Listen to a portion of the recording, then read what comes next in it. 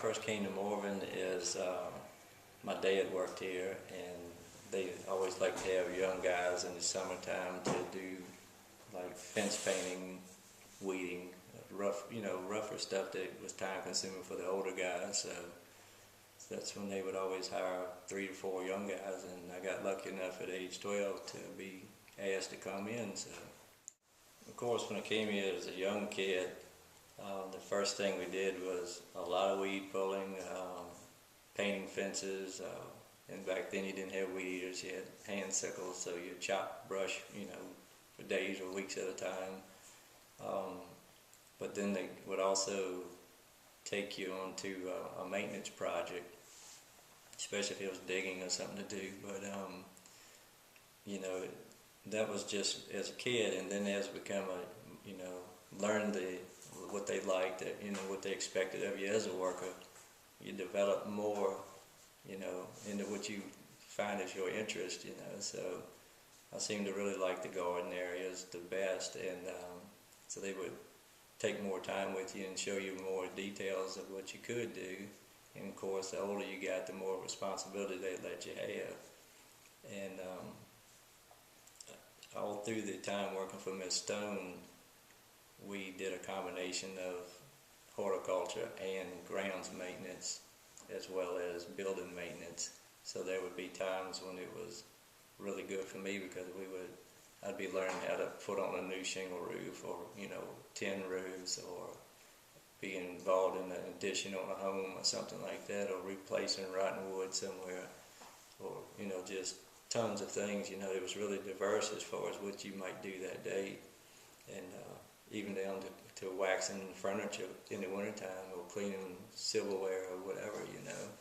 So that was an interesting part of working for this. For the Stones, it was a new day every day, From what I can gather, looking back, they were very interested in keeping the gardens in that had to have a certain presentation. And so the effort was concentrated mostly around the main house. Not to say that anything else was lacking, but it was more of a plantation look. It was not so well groomed that it just reeked it, It was just nice. All the buildings were in really good condition. I mean, they did like things like that to be right. So, it was pretty much first class, but it was smaller, Things didn't have to be perfect. And then when Mr. Kluge bought the property in '88, we were on the ones that were kept here at the time from the that worked from the Stone, that is. We were kept primarily just to do horticulture. So that was a switch, We were used to being in horticulture, but at the same time being able to take care of maintenance issues as well. So we had to learn that there was a specific job, We only dealt with the gardens and the grounds, If something was broke on a building, you had to tell someone else, and they would take care of it. So that was a little transition of getting used to stuff like that. And with Mr. Kluge, it kind of just kept expanding from there. Once he renovated the main house and actually moved in, it was getting a real feel for, how the Kluges, had all ran, what they expected of you. And it was still good, it was good organization, and he slowly, settled into it, and he would get out and walk around, and he seemed to just keep going and going and going with, the areas in which needed to be improved or to meet his expectation. He wanted really nice sod everywhere. Landscaping had to be pretty immaculate, and everything needed to be mulched. He truly didn't just like to see soil.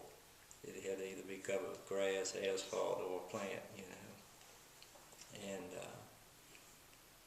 and it was good, It created a lot of work for other people as well as us. And of course, with the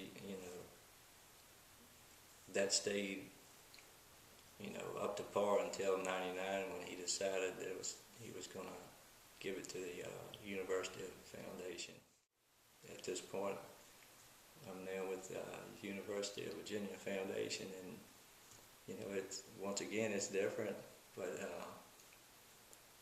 only in the sense that there's not a private owner living here, which is good and bad. I say that because when Kluge was here, you had calendars in front of you. You knew pretty much when he was going to be home and when he was going to be gone. So you could schedule your work in bigger slots of time. And with the foundation, especially now that activities, picked up, and it makes it a little bit harder to know, even with a weekly calendar or monthly calendar, to get certain things done. But so far we're staying above water, and it's still very interesting.